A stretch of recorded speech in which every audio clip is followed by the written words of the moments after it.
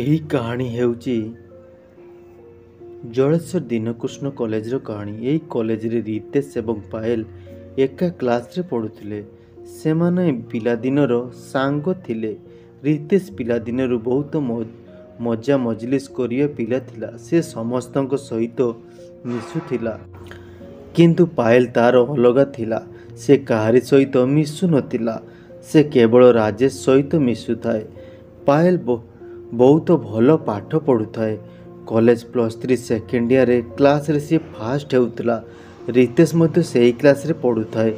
ରିତେଶ ଛଡ଼ା ତାର ଆଉ କେହି ସାଙ୍ଗ ନଥିଲେ। ସେ କେବଳ ରିତେଶ କଥା ହିଁ ଚିନ୍ତା କରୁଥାଏ। ସେ ସବୁବେଳେ ରିତେଶକୁ ପାଠ ପଢ଼ିବା ପାଇଁ କହୁଥାଏ, ହେଲେ ରିତେଶ ତା କଥା ଶୁଣେ ନାହିଁ। ରିତେଶ ଭଲ ପାଠ ମଧ୍ୟ ପଢ଼ୁନଥାଏ। କଲେଜରେ ଯେଉଁ ପ୍ରୋଜେକ୍ଟ ବନେଇବା ପାଇଁ କୁହାଯାଏ, ରିତେଶ ନିଜେ ନକରି ପାୟଲକୁ ବନେଇବା ପାଇଁ କହୁଥାଏ। କିଛି ଦିନ ପରେ ଦୁଇ ଜଣ ଗୋଟିଏ ଇଞ୍ଜିନିୟରିଂ କଲେଜରେ ଆଡ଼ମିସନ୍ ହେଲେ। ପ୍ରଥମ ଦିନ କଲେଜ ଯିବା ଆଗରୁ ପାୟଲ ବହୁତ ଡରି ଯାଇଥିଲା। ରିତେଶ, ମୋତେ ବହୁତ ଡର ଲାଗୁଛି ଇଞ୍ଜିନିୟରିଂ କଲେଜରେ ପାଠ ପଢ଼ିବା ପାଇଁ। ସେ କଲେଜରେ ମୋତେ କେତେ ପିଲା ଚିଡ଼ାଉଥିଲେ, ଆଉ ମୋର ସାଙ୍ଗମାନେ ମୋତେ ଡରାଉଥିଲେ। ମୋତେ ଲାଗୁଛି ଏଠାରେ ମଧ୍ୟ ମୋତେ ସମସ୍ତେ ଚିଡ଼ାଇବେ ଆଉ ମୋର ମଜାକ ଉଡ଼ାଇବେ। ମୋର କିଏ ସାଙ୍ଗ ହେବ ଯେ? ଆରେ ପାୟଲ, ତୁ ଏମିତି କ'ଣ ପାଇଁ ଡରୁଛୁ? ମୁଁ ପରା ଅଛି ତୋ ସହିତ। ତୋତେ କାହିଁକି କିଏ ଚିଡ଼ାଇବ? ହେଲେ ତୁ କ'ଣ ମୋର ସାଙ୍ଗ ଯଦି ନ ହେଲୁ? ଆରେ ପାୟଲ, ତୁ ହେଉଛୁ ମୋର ପିଲାଦିନର ସାଙ୍ଗ। ଆରେ ଏଠାରେ ତୋର କେହି ସାଙ୍ଗ ହେଉ କି ନ ହେଉ, ମୁଁ ତ ଅଛି ନା ତୋ ସହିତ। ଏଥିରେ ଅସୁବିଧା କ'ଣ?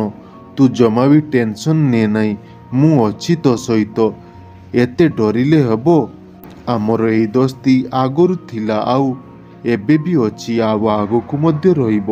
ତୁ ଜମା ବି ଟେନସନ୍ ନେ ନାହିଁ। ପାୟଲ ରିତେଶର କଥା ଶୁଣି ବହୁତ ଖୁସି ହୋଇଗଲା। ଦୁଇ ଜଣ ମିଶି ପ୍ରଥମ ଦିନ କଲେଜ ଗଲେ। ଇଞ୍ଜିନିୟରିଂ କଲେଜର ପ୍ରଥମ ଦିନ ସେମାନଙ୍କର ବହୁତ ଭଲ ଥିଲା। ରିତେଶ ପ୍ରଥମ ଦିନରୁ ସେ ତାର ବହୁତ ସାଙ୍ଗ ବନେଇଦେଲା। ସେ ବହୁତ ମିଳାମିଶା ପିଲା ଥିଲା, କିନ୍ତୁ ପାୟଲ ବହୁତ ଶାନ୍ତ ସ୍ୱଭାବର ଥିଲା। ସେ କାହା ସହିତ ମିଶୁ ନଥିଲା। ତାର ଶାନ୍ତ ସ୍ୱଭାବ ଦେଖି ତା ସହିତ କେହି ମିଶୁ ମଧ୍ୟ ନଥିଲେ, ତେଣୁ ତାର ସାଙ୍ଗ ମଧ୍ୟ କେହି ହେଉନଥିଲେ। ସେ କେବଳ ରିତେଶକୁ ବେଶୀ ଧ୍ୟାନ ଦେଉଥିଲା। ସେ ରିତେଶ ଛଡ଼ା ଆଉ କାହା ସହିତ ଦୋସ୍ତି କରିବା ପାଇଁ ଚାହୁଁନଥିଲା। ଦିନେ ସେହି କଲେଜକୁ ପ୍ରୀତି ନାମରେ ଗୋଟିଏ ଝିଅ ଆସିଲା। ପ୍ରୀତି ବହୁତ ମଡର୍ଣ୍ଣ କ୍ଲାସ ଝିଅ ଥିଲା। ସେ ଯେମିତି କଲେଜରେ ଏଣ୍ଟ୍ରି କରିଛି ତ ରିତେଶର ନଜର ତାଠାରୁ ହଟିଲା ନାହିଁ। ପୁରା କଲେଜ ପ୍ରୀତିକୁ ଦେଖି ଆଶ୍ଚର୍ଯ୍ୟ ହୋଇଯାଉଥିଲେ, କାହିଁକିନା ପ୍ରୀତି ଦେଖିବା ପାଇଁ ବହୁତ ସୁନ୍ଦର ଥିଲା। କେହି ବି ତାକୁ ସାଙ୍ଗ ବନେଇବା ପାଇଁ ଚାହୁଁନଥିଲେ। ରିତେଶ ବି ଭାବିଲା, ମୁଁ ପ୍ରୀତିକୁ ମୋର ଗାର୍ଲଫ୍ରେଣ୍ଡ ବନେଇବି। ଦିନେ ରିତେଶ ଦୋସ୍ତି କରିବା ନାହିଁ ପ୍ରୀତି ପାଖକୁ ଗଲା। ମୋର ନାମ ରିତେଶ। କ'ଣ ତମେ କଲେଜକୁ ନୂଆ ଆସିଛ? ହଁ, ମୋର ନାମ ପ୍ରୀତି। ମୁଁ କଲେଜକୁ ନୂଆ କରି ଆସିଛି, ସେଥିପାଇଁ ମୋତେ ପ୍ରିନ୍ସିପାଲ ଅଫିସ କେଉଁଠି ଅଛି ଜଣା ନାହିଁ। ମୋତେ ଟିକେ ସାହାଯ୍ୟ କରିବ? ପ୍ରିନ୍ସିପାଲ ଅଫିସ ଦେଖେଇ ଦେବ? ଠିକ୍ ଅଛି ପ୍ରୀତି, ତମେ ଏହି କଲେଜରେ ନୂଆ। ମୁଁ ତୁମକୁ ପ୍ରିନ୍ସିପାଲ ଅଫିସ ଦେଖେଇ ଦେବି। ଆସ, ମୋ ସହିତ ଆସ। ରିତେଶ ପ୍ରୀତିକୁ ପ୍ରିନ୍ସିପାଲ ଅଫିସ ଦେଖେଇ ଦେଲା। ପ୍ରୀତି ପ୍ରିନ୍ସିପାଲ ଅଫିସ ଭିତରେ ଥିଲା। ସେହି ସମୟ ପାଇଁ ରିତେଶ ବାହାରେ ତାର ଅପେକ୍ଷା କରିଥାଏ। ଯେତେବେଳେ ପ୍ରୀତି ବାହାରକୁ ଆସିଲା, ଆଉ ପ୍ରୀତି ରିତେଶକୁ କହିଲା, ରିତେଶ, ତମେ ଏବେ ବି ବାହାରେ ଛିଡ଼ା ହୋଇଛ? ତମେ କ୍ଲାସକୁ ଯାଇନାହଁ? ମୋତେ ତ ଲାଗୁଥିଲା ତମେ ଯାଇସାରିଥିବ, କିନ୍ତୁ ତମେ ମୋର ଅପେକ୍ଷା କରିଛ। ହଁ, ତମକୁ ମୁଁ ଏଇଟାରେ ଅପେକ୍ଷା କରିଛି, ନହେଲେ ଆଉ କିଏ ଆସି ତମକୁ କ୍ଲାସରୁମ୍ ଦେଖେଇ ଦେବ। ଚାଲ, ମୁଁ ତୁମକୁ ପୁରା କଲେଜ ଦେଖେଇ ଦେବି। ଆଉ ତମେ ମୋ ସହିତ ଗଲେ ତମକୁ କେହି ରେଗିଂ କରିପାରିବ ନାହିଁ, କାରଣ ମୁଁ ଏଇ ସ୍କୁଲରେ ମୋର ବହୁତ ଚାଲେ। ଆରେ ବାଃ, thank you so much Ritesh, तुमको बहुत बहुत धन्यवाद। बा रितेश, तमे मो विषय बहुत चिंता करुच। हाँ, तमर मोर दरकार अच्छी, मते क्लास देखाइबा पाई नहीं जीव कि? रितेश प्रीति को क्लास देखिया ପାଇଁ ନେଇଗଲା। ସବୁଦିନ रितेश तार सांग पायल सहित क्लास जाउଥାଏ, हेले आज प्रीति सहित गला। आउ प्रीति पाखरे क्लास रे बसिला। पायल यह देखी पायल को बहुत खराब लगिला। पायल एका एका क्लास रे बसिला।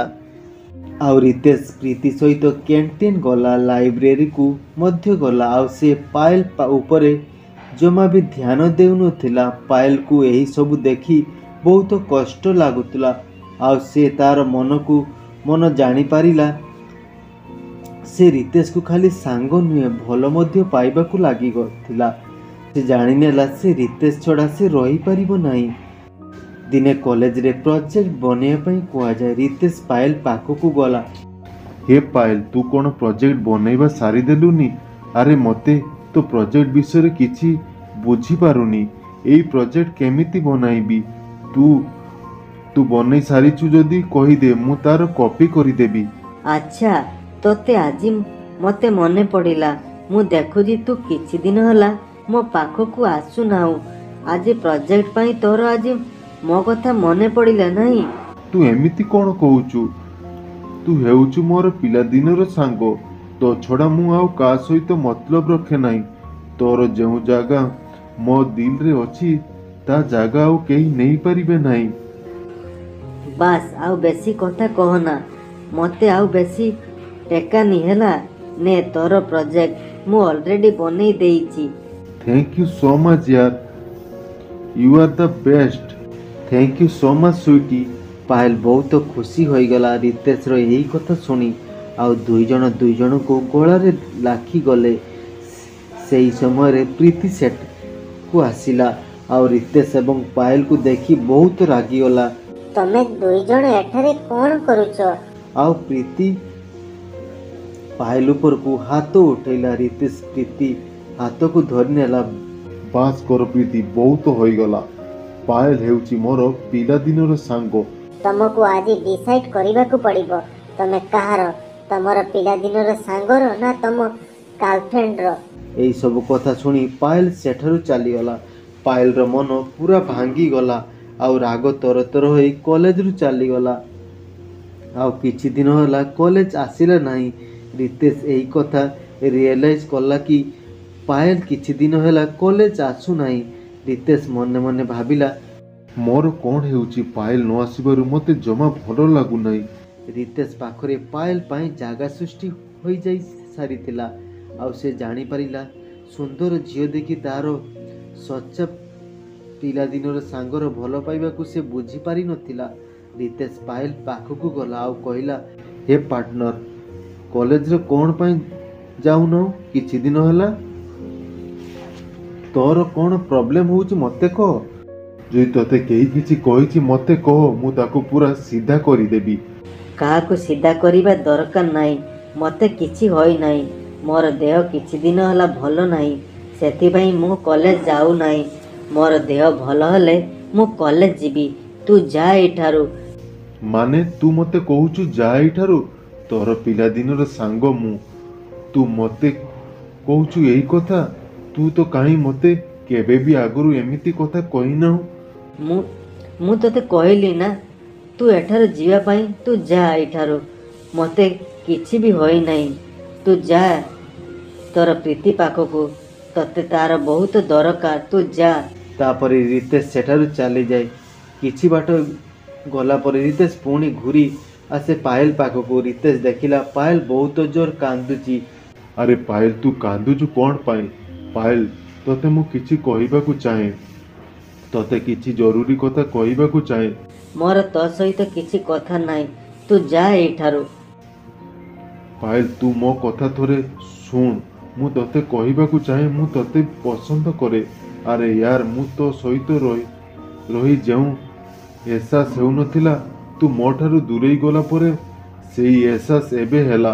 मु तते प्रथमरु प्रेम करुथिली, किंतु केबे भी रियलाइज होई नथिला मोर ଯେଉଁଦିନ ପ୍ରୀତି ତୋ ଉପରକୁ ହାତ ଉଠେଇଲା ତୁ କିଛି ନ କହି ସେଠାରୁ ଚାଲି ଆସିଲୁ। ଆଉ ସେଇ ଦିନଠୁ ମୋତେ ଲାଗିଲା ତୁ ମୋର କେତେ ଖାସ୍ ଅଟୁ। ପାଏଲ ଏହା ଶୁଣି ବହୁତ ଖୁସି ହୋଇଗଲା। ପାଗଳ, ମୁଁ ବି ତୋତେ ବହୁତ ଭଲ ପାଏ। ମୋତେ ଏହସାସ କେବେ ହେଲା ତୁ ଜାଣିଛୁ? ତୁ ଯେଉଁଦିନ ପ୍ରୀତି ପାଖକୁ ଗଲୁ ଆଉ ପ୍ରୀତି ସହିତ ତୋତେ ମୁଁ ଦେଖି ପାରିଲି ନାହିଁ। ମୋତେ ତ ଲାଗିଲା ତୁ ପ୍ରୀତିକୁ ଭଲ ପାଉଛୁ ବୋଲି। ମୋର ଖୁସି ତୋର ଖୁସିରେ ହିଁ ଅଛି। ସେଥିପାଇଁ ମୁଁ ମୋ ନିଜଠାରୁ ନିଜକୁ ଦୂରେଇ ଦେଲି। ତୁ କ'ଣ ପାଗଳ? ଯଦି ମୋତେ ଭଲ ପାଉଥିଲୁ ମୋତେ ତ ଥରେ କହିପାରିଥାନ୍ତୁ।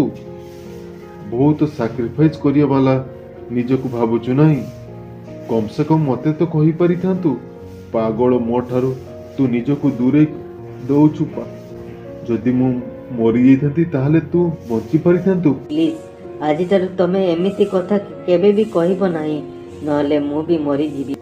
ତାପରେ ଦୁଇ ଜଣକୁ ଗଳାରେ ଲାଖିଗଲେ ଆଉ ଆଗକୁ ସେମାନଙ୍କର ଜୀବନ ବହୁତ ଖୁସିରେ ବିତାଇଲେ।